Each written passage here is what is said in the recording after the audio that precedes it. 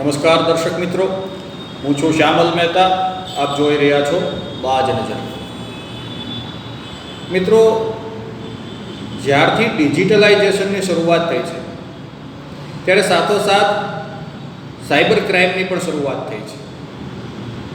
થોડા દિવસે લોકોના પરસેવાની કમાણી, તેમની મહેનતની કમાણી તેમના બેંકના ખાતાઓમાંથી ઉપડી જઈ રહી છે. જ્યાં સુધી લોકોને ખ્યાલ આવે કે તેમના પૈસા જતા રહ્યા છે ત્યાં સુધીમાં ઘણું મોડું થઈ જાય છે.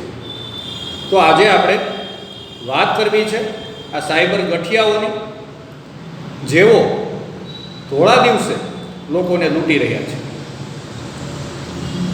સગવડતાની સાથોસાથ થોડી અગવડતા આવે તે પ્રમાણે જે રીતે આર્થિક વ્યવહારોમાં ડિજિટલાઇઝેશનનું ચલણ વધ્યું છે તેની સાથોસાથ આ ગઠિયાઓને લૂંટ કરવાનો જાણે કે પીળો પરવાનો મળી ગયો છે. આપણે છેલ્લા ઘણા સમયથી જોઈએ છીએ, સમાચારોમાં વાંચીએ છીએ કે આજે આ ભાઈના ખાતામાંથી આટલા લાખ ઉપડી ગયા કે બીજા કોઈના ખાતામાંથી આટલા લાખ ઉપડી ગયા. ઘણી જગ્યાએ તો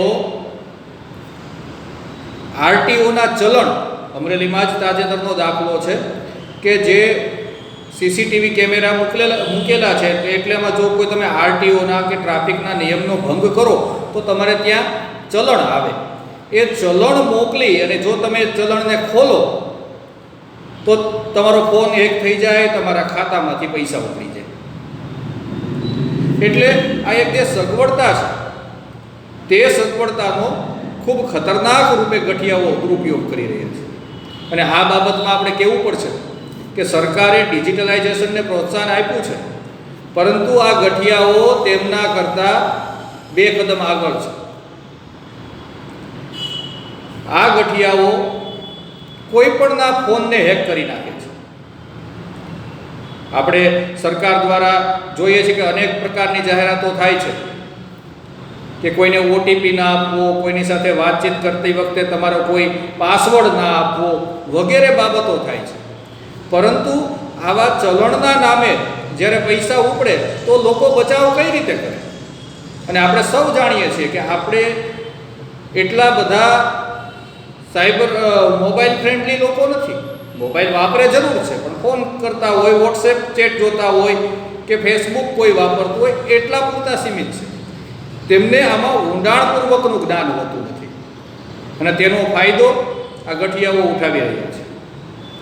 હમણાં આવા બનાવોમાં ખૂબ જબરદસ્ત ઉછાળો આવ્યો છે. અમરેલીના એક તબીબ, તેમના ખાતામાંથી 4 લાખ જેટલી રકમ ઉપડી ગઈ છે. અમારા એક સાથી મિત્ર, સામાજિક આગેવાન પત્રકાર છે, તેમના ખાતામાંથી 1 લાખ રૂપિયા જેટલી રકમ જતી રહી છે. ટીપે ટીપે ભેગા કરેલા પૈસા જે બેંકમાં સલામત માનીને રાખ્યા હોય તેમને આ ગઠિયાઓ ઉપાડી જઈ રહ્યા છે. અને સરકાર પાસે આ વસ્તુને રોકવા માટે કે બેન્કિંગ સેક્ટરો પાસે આ વસ્તુને રોકવા માટેનો કોઈ ફૂલપ્રૂફ પ્લાન તૈયાર નથી. આપણે આધાર કાર્ડ લિંક કરાવ્યા, આપણે પાન કાર્ડ લિંક કરાવ્યા, આપણે મોબાઈલની સાથે બધું કનેક્ટ કરી દીધું. એટલા માટે તો આ ગઠિયાઓને વધારે સરળતા થઈ ગઈ છે. તમે ડિજિટલાઇઝેશનને પ્રોત્સાહન આપો તે સારી વાત છે, એક સગવડતા છે કે ઘરે બેઠા બેઠા પેમેન્ટ થઈ જાય, બધું ખૂબ ફાસ્ટ ચાલે. પરંતુ આ ગઠિયાઓથી છેતરપિંડીને રોકવા માટે જે પગલાં લેવા જોઈએ તે ખૂબ જ અપૂરતા છે. તેના કારણે આ દિવાળીના દિવસોમાં પણ અસંખ્ય લોકો લૂંટાઈ રહ્યા છે. કોઈને મોબાઈલમાં આરટીઓના ચલણનો મેસેજ આવે કે સ્વાભાવિક છે તે જોવાનો છે કે ભાઈ મારાથી શું ભૂલ થઈ ગઈ, તમારે આ 500,000 રૂપિયાનો દંડ ભરવો પડશે. એટલે ચલણ જોવે ત્યાં તો મોબાઈલ હેક થઈ જાય અને તે મોબાઈલ બેંક સાથે કનેક્ટેડ હોય, તેમાં આધાર પાનની લિંક હોય. આ ગઠિયાઓ એટલા શાતીર છે, એટલા હોશિયાર છે કે તેઓ તાત્કાલિક આ પૈસાને ઉઠાવી લે છે. અને જ્યારે કસ્ટમર પાસબુકમાં એન્ટ્રી કરાવવા જાય ત્યારે તેમને ખબર પડે છે કે તેમના ખાતામાંથી આટલા બધા પૈસા ઉતરી ગયા છે. અને પછી આપણે સાયબર ક્રાઇમમાં ફરિયાદ કરીએ, જો પૈસા આવે તો આવે, ના આવે તો ના આવે. એવી રીતની એક વાત થઈ ગઈ છે. તો આનાથી બચાવ કેમ કરવો? સરકારે આનો એક રસ્તો શોધવો પડશે, નહીં તો તેમના ડિજિટલાઇઝેશનના પ્રયત્નો પર પાણી ફરી વળશે. અસંખ્ય લોકો હવે ફરીથી રોકડમાં વ્યવહાર કરતા થયા છે. બેંકમાં પૈસા રાખતા લોકો ડરી રહ્યા છે. મોબાઈલથી કનેક્ટ કરવું ફરજિયાત છે, આધાર કાર્ડને લિંક કરવું ફરજિયાત છે. આ બધું ફરજિયાત છે. સરકારના નિયમો પાળવા જતાં આપણે આપણી મહેનતની મૂડી ખોવાનો વારો આવે છે. તો સરકાર આના વિશે ક્યારે કામ કરશે? અત્યારે જેમના 1 લાખ જતા રહ્યા, જેમના 4 લાખ જતા રહ્યા, તેઓના દિવાળીના આયોજનની તો એકદમ રફે દફે કરી નાખવામાં આવ્યું છે. આવા અસંખ્ય લોકો છે. ડિજિટલ એરેસ્ટ નામની એક બાબત આવી ગઈ છે. પ્રોફેશનલ્સ, મોટા મોટા ડૉક્ટરો, એન્જિનિયરો, હોશિયાર માણસો, પ્રોફેસરો, આવા લોકોને લૂંટાઈ રહ્યા છે. જે લોકો ડિજિટલ પ્રક્રિયાથી દૂર છે તેમના પર જોખમ ઓછું છે. એટલે શું આપણે આ ડિજિટલાઇઝેશન કરી અને જનતાને લૂંટવા માટે મજબૂર કરીએ છીએ કે જો તેમ ન થાય તો આ ડિજિટલાઇઝેશનની પ્રક્રિયા સંપૂર્ણ નિષ્ફળ જશે અને ત્યાં સુધીમાં અનેક લોકો લૂંટાઈ જશે? સરકારે, બેન્કિંગ સેક્ટરે આ બાબતે તાકીદે પગલાં લેવાની જરૂર છે. કોઈ પણ વ્યક્તિના પૈસા જાય જ કેવી રીતે? તમે એવી રીતના અત્યાર સુધી આ બધું લિંક કરાવ્યું, આટલું કામગીરી કરાવી, અને હવે તમારી પાસે કોઈ એવો ફૂલપ્રૂફ પ્લાન તૈયાર નથી કે તમને આ ઠગ ટોળકીથી સામાન્ય નાગરિકના પૈસા બચાવી શકે. દિવાળીના તહેવારો છે, એ સિવાય પણ કોઈની મહેનતની કમાણી શું કામ જવી જોઈએ? એ ખૂબ જ ચિંતાનો વિષય છે. સરકારે અને બેન્કિંગ સેક્ટરે આના માટે પગલાં લેવા જ પડશે. નહીં લે ત્યાં સુધીમાં તો અસંખ્ય લોકો લૂંટાઈ જશે. અને આમાંથી જે લોકો પકડાય તેમના માટે શું સજાની પ્રાવધાન છે?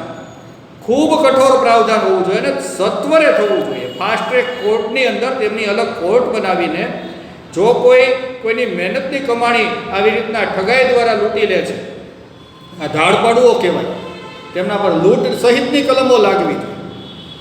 એ માણસ પકડાય ત્યાં સુધીમાં તેણે પૈસા સગે વગે કરી નાખ્યા હોય, એટલે મૂળ રકમ તો કદી પાછી આવતી જ નથી. કેટલાક કિસ્સાઓમાં પૈસા આવે છે, પરંતુ તેના માટેનું જે સમય શક્તિની બરબાદી થાય છે તેના માટે જવાબદાર કોણ? આજે કોઈ વ્યક્તિના પૈસા ઉપડી ગયા પછી તે સાયબર ક્રાઇમમાં જાય, પોલીસ સ્ટેશનમાં જાય, દોડાદોડી કરે, એટલો સમય તેને આ તહેવારો દરમિયાન પોતાનો કામ ધંધો બંધ રાખવો પડે છે. તેમના આયોજનો વેરવિખેર થઈ જાય છે. તો આના માટેની જવાબદારી કોની? અને જ્યારે તેમના પૈસા પાછા આવે છે ત્યારે 1-2 મહિના જેવો સમય પસાર થઈ જાય. ઘણી વખત તો જ્યારે વ્યક્તિ ફરિયાદ કરવા જાય કે મારી સાથે આવું થયું છે, તો તે આરોપી હોય તેવી રીતની તેની સાથે પૂછપરછ થાય છે. એટલે લોકો ડરી રહ્યા છે.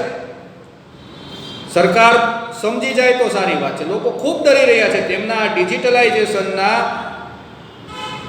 એક ખરાબ પરિણામોને કારણે. ડિજિટલાઇઝેશન સારી વાત છે, સગવડતા સારી વાત છે, પરંતુ તેનું નુકસાન ખૂબ ભયંકર રીતે લોકો ઉઠાવી રહ્યા છે.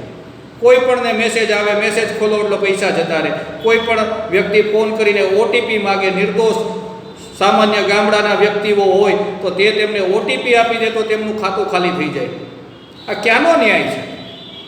આ રોકવું પડશે, આ તાકીદે રોકવું પડશે. અને જે કોઈ લોકો આવું કામ કરવા વગર મહેનતે ઓફિસમાં બેઠા બેઠા કોઈ પણ જોખમ વગરના રૂપિયા ઉઠાવી રહ્યા છે, તેમને રોકવા પડશે. તેમને ભોં ભીતર કરવા પડશે. તેમને જેલના સળિયા પાછળ ધકેલવા પડશે અને તેમને આકરામાં આકરી અને ખૂબ કઠોર સજા થાય તેવા દાખલા બેસાડવા પડશે. અન્યથા આ પ્રથા તો શરૂ થઈ ગઈ છે, કોઈને કશું થતું જ નથી.